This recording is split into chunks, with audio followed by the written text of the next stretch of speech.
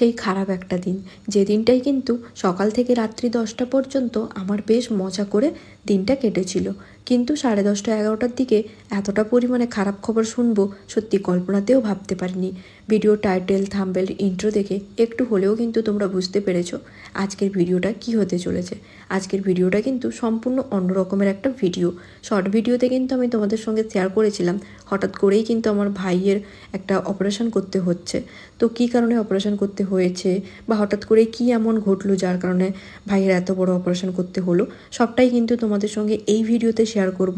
ভিডিওটা তোমরা কন্টিনিউ দেখতে থাকো, তাহলেই তোমরা সবটা বুঝতে পারবে। প্রত্যেক দিনের মতন আমি কিন্তু মানে যেভাবে ব্লগ ভিডিও শ্যুট করি সেভাবেই কিন্তু ব্লগ ভিডিও শ্যুট করছিলাম।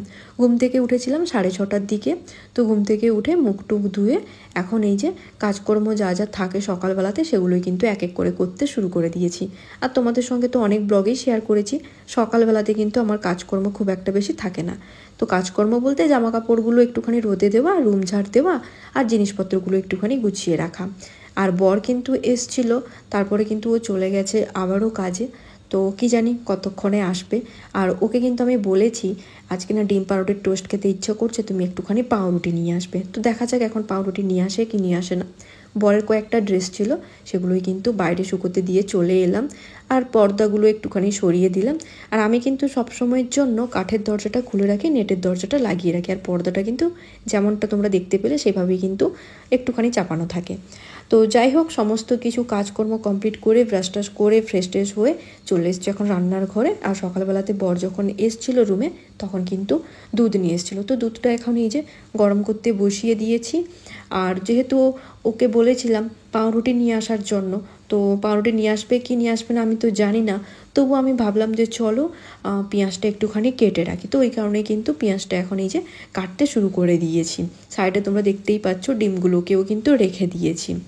তো যাই হোক, কিছুক্ষণ পরেই কিন্তু বর আমাকে ফোন করে বলে যে আজকে ডিম পাউরুটির টোস্ট বানাতে হবে না, পাউরুটি আমি নিয়ে যাব না, তুমি একটা কাজ করো আজকে মুড়ি খাবো। তো এই কারণে আমি ভাবলাম যে চলো পেঁয়াজ তো কাটাই আছে, তাহলে মশলা মুড়ি একটুখানি মাখিয়ে দুজন মিলে খেয়ে নিব। আর এখন এই যে দেখো আজকে ভাবছি একটুখানি মাশরুমের তরকারি বানাবো। তো ওই কারণে কিন্তু মাশরুমও কেটে নিয়েছিলাম। তো মাশরুম কেটে ভালো করে ধুয়ে এখন কিন্তু হলুদ জলে এই যে রেখে দিয়েছি। অনেকেই তোমরা কমেন্ট করো যে দিদিভাই তুমি মাশরুমের তরকারিটা কিভাবে রান্না করো। মাশরুমের তরকারিটা কিন্তু যেভাবে ঝোল রান্না করা হয় না সেভাবেই কিন্তু মশলা দিয়ে আমি রান্না করি। আর এখন দেখো আমি কিন্তু ডিম ভাজছি, কারণ বর আমাকে বললো পেঁয়াজ যখন তুমি কেটে রেখেছো আজকে মশলা মুড়ি খেতে ইচ্ছে করছে না, তুমি একটুখানি আমাকে ডিম ভেজে দাও। ওই কারণেই কিন্তু এই যে ওর জন্য এখন ডিম ভাজছি। আমি কিন্তু ডিমটা খাবো না, তো এই কারণেই ওর জন্য একটাই ডিম ভাজছি আর কি, ওকে এখন দিয়ে দিব খেতে। তো চলো এখন তোমাদের দেখাই আমার বরের কাণ্ড কারখানা, কি করছে ও এখন।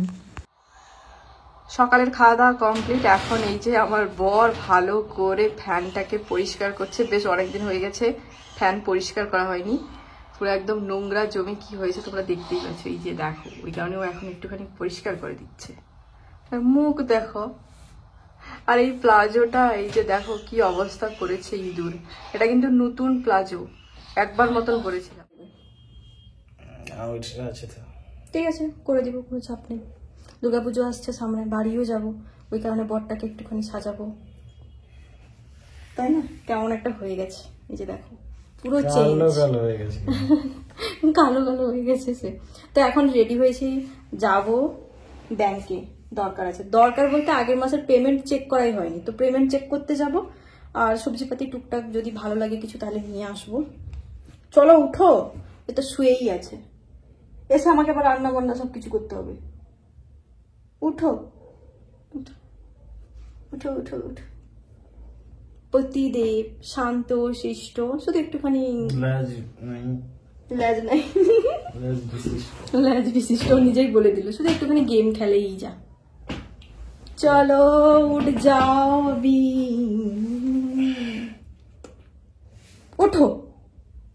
যা, আমার চশমাটাই ভেঙে গেল লাস্টে, ভেঙে গেল, কত ভেঙে গেল।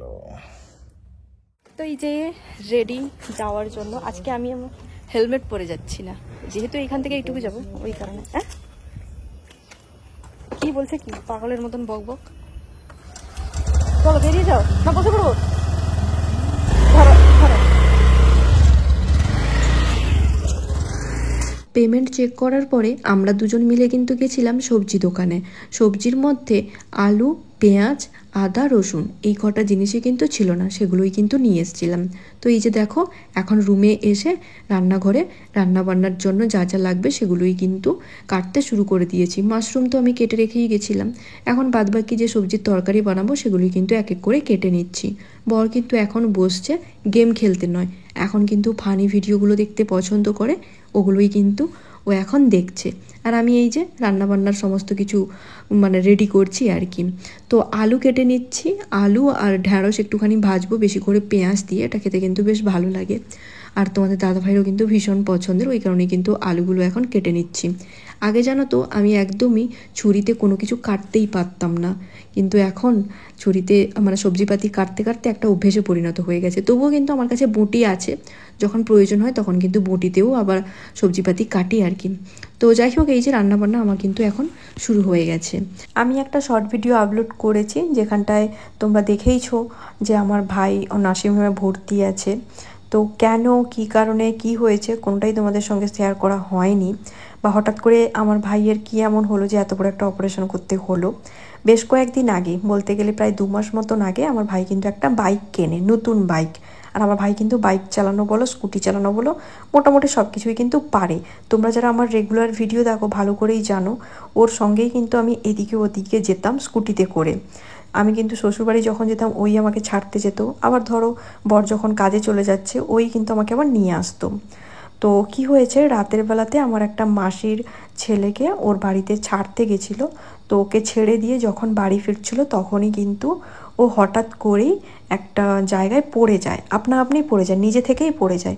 কোনো বাইকের সঙ্গে কি কোনো স্কুটির সঙ্গে কি কোনো গাড়ির সঙ্গে যে ধাক্কা লেগেছে তেমনটা কিন্তু নয়, হঠাৎ করে নিজে নিজেই কিন্তু একা একা পড়ে যায়।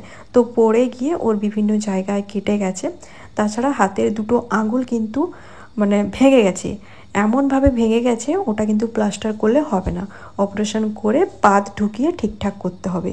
তো যেহেতু আঙুল 2টো ভেঙে গেছে ওই কারণেই কিন্তু অপারেশন করা হয়েছে আর কি। তো যাই হোক, এখন কিন্তু মোটামুটি ঠিকঠাক আছে। আর ওর কিন্তু অ্যাক্সিডেন্টটা হয়েছিল প্রায় বলতে গেলে রাত্রি 10:30টার দিকে। সত্যি কখন যে মানুষের জীবনে কি ঘটে যাবে কেউ কিন্তু বলতে পারে না। যাই হোক, যখন আমি শুনেছিলাম কথাটা আমি তো ভীষণ পরিমাণে ভয় পেয়ে গেছিলাম। তাছাড়া তখন কিন্তু আমার কাছে আমার বরও ছিল না, বর ছিল ডিউটিতে রাতের বেলাতে। সত্যি সেই মুহূর্তে যে কতটা পরিমাণে টেনশনে বা কতটা যে কষ্টে কেটেছেন আমি তোমাদের বলে বোঝাতে পারবো না। যাই হোক, ও কিন্তু এখন আপাতত ভালো আছে, আমার ভাই আর কি। দুপুরবেলাতে খাওয়া দাওয়া কমপ্লিট করার পরে বর কিন্তু চলে গেছে কাজে 2-2:30টার দিকে।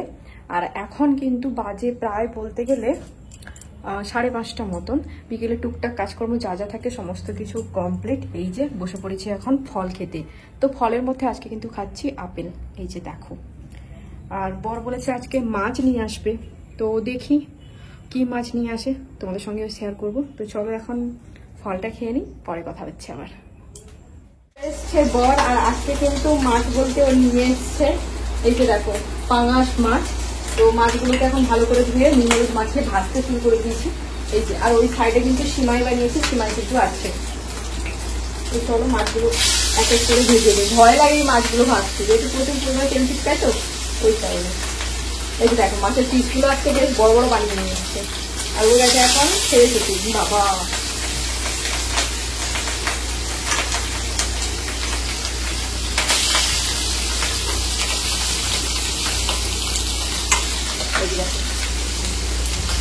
এটা আলু সেদ্ধ করতে বসেছি, ভাত হয়ে গেছে।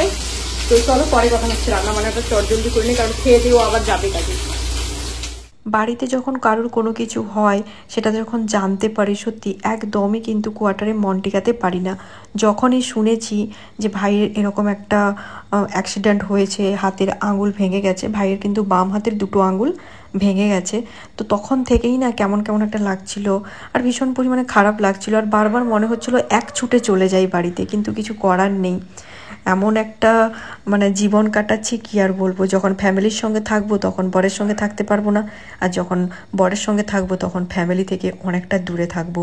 তো এখন এই যে ও আমাকে দেখাচ্ছিল যে কোন 2টো আঙুল ভেঙে গেছে, তো ভীষণ কিন্তু খারাপ লাগছিল। সবাইকে ভালো দেখে এসেছিলাম বরের হাত ধরে কোয়ার্টারে, আর আজকে দেখো কোথা থেকে কি হয়ে গেল। সত্যি মানুষের জীবনে কখন যে কি হয় না কেউ কিন্তু বলতে পারে না। আর এই যে দেখো এখন কিন্তু ভাইকে নিয়ে যাওয়া হচ্ছে অপারেশনের জন্য। তো ভাইয়ের সঙ্গে কিন্তু ছিল আমার বোনের হাজব্যান্ড, আমার কাকিমা মানে ভাইয়ের মা, আমার বড় কাকিমা, আমার মা, আমার একটা মাসির ছেলে। তো যাই হোক, আর অপারেশনটা করে যখন ওকে নিয়ে আসে তখনও কিন্তু ভিডিওগুলো বানিয়েছিল আমার একটা মাসের ছেলে, তো সেই ভিডিওগুলোই আমাকে পাঠিয়েছিল। আর সেগুলোই এখন তোমাদের সঙ্গে একটুখানি শেয়ার করে দিলাম আর কি।